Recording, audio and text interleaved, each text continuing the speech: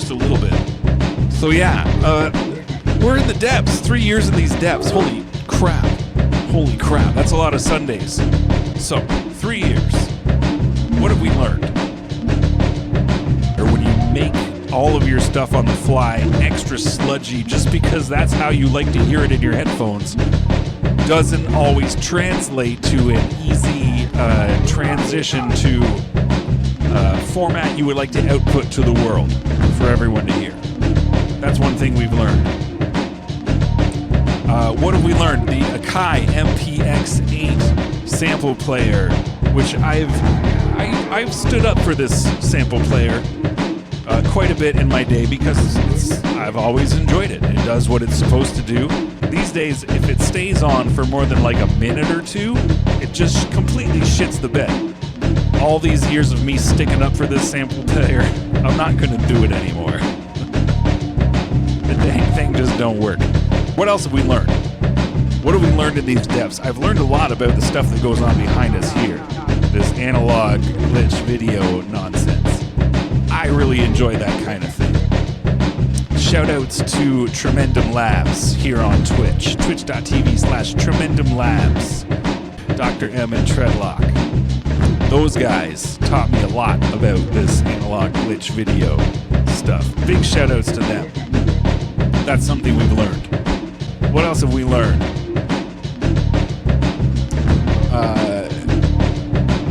One thing I've learned, showing up every week, putting in the work, or in this case, like it's also play, it's fun. Getting the practice, flexing the sausage fingers to press the buttons at the right time to get these seamless loops, all those things, it's good to put in those button presses, to tempo match those drums over and over and over again. It's like flexing the muscle, you know, when they say that, put in your 10,000 hours, do the grind, make 10,000 beats. Some of them will be amazing. Will all of them be amazing? Probably not, especially if you're me. I make a lot of duds.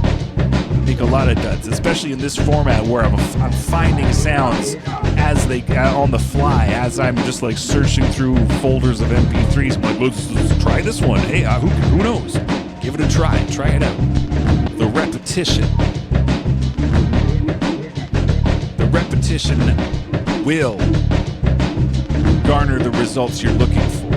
If you do it enough, the gems you're hoping to coax out will arrive. People making sample-based music, myself included,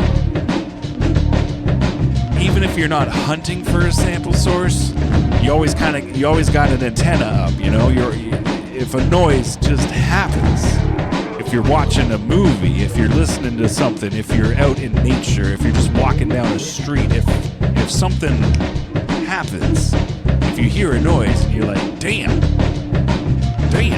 Ideally, you're in a position where you can capture that noise, or at least in some way remember it, do something with it later. No matter where they're coming from, at the end of the day, if you're happy with the beat you made, success.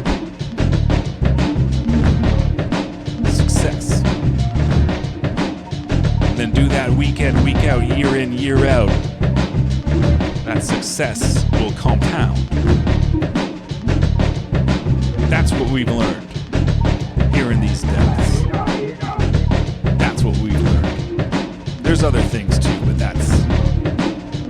that's a big one. You want to do something, do it. And then the next day, do it again. Do it again. Unless it's crack or meth or something, then, you know, maybe don't do it every day. But you know what I'm saying. And in the day and age we live in, holy smokes, you've got some options. Most people have a device in their pocket, or, you know, something that they could download a Koala sampler app onto, and just, you're off to the races. You're less than $20 out of pocket, and you're the next big thing. It's incredible. I remember back in my day. I'm a pretty old guy. I started with pause tape beats on like a dual cassette or something like that, where you're catching a loop, and then you got to catch that loop again at the right time if you want to sample something more than once. That's where I came from.